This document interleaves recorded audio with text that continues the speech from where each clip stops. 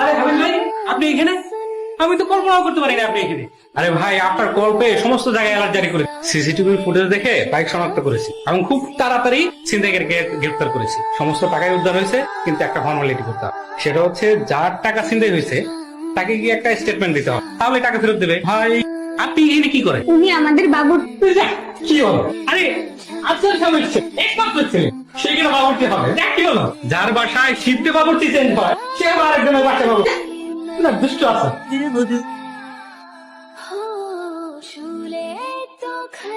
কই যাচ্ছিস? ওই যে যাচ্ছে আসল ঘটনাটা আমি বলি। হাফিজ ভাই আমাদের বাবুচি টাবুচি কিছুই না।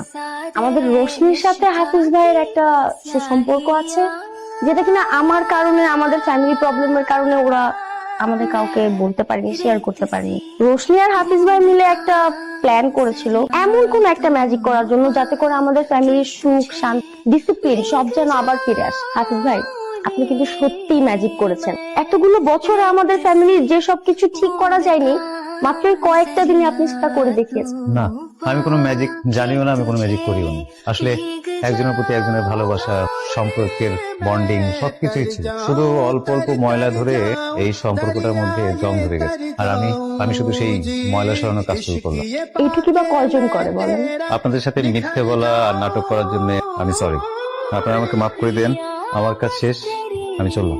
আমার কাজ তো শেষ হয়নি।